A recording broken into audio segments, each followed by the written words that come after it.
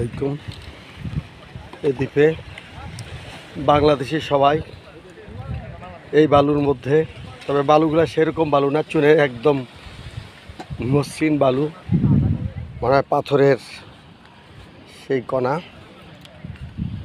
সমস্ত এই যে আমাদের টিমের সদস্যরা সবাই, হ্যাঁ সবাই খাচ্ছে। খাবারটা কেমন হলো? অন্যরকম, সাগরের পাড়ে বসে সেরকম ইতিহাস জি, সাগরের মধ্যে পুরা সাগর, সামান্য একটু এই যে এতটুকুই দ্বীপটা, ওই বালু, হ্যাঁ ওই যে বালু, ওই যে বালু। 1 মিনিট কোথায়, 1 মিনিট তো না। তো সেখানে আমাদের ভাইয়েরা খাচ্ছে, বাহ সুন্দর। এই যে হুজুর, খাবারটা কেমন লাগছে? জীবনের সেরা খাবার এটা, জীবনের সেরা খাবার। বাবুর্চি কি বরিশাল যাইছিল না নোয়াখালী যাইছিল? বাবুর্চি আমেরিকান।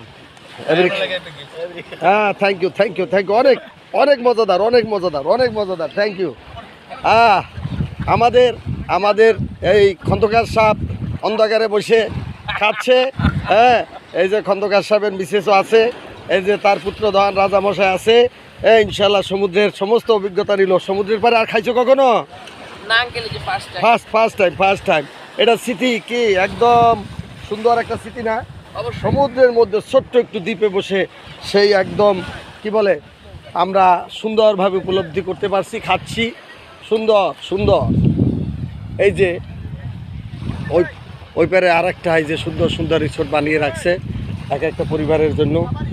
কি অবস্থা সব মিলে? কি অবস্থা? আপনারা এনজয় করতেছেন? বালুর মধ্যে বসে খাচ্ছেন, মাশাআল্লাহ মাশাআল্লাহ। কি অবস্থা বড় ভাই, কি অবস্থা? পানি খাইতেছেন, ভালো লাগছে খাবার?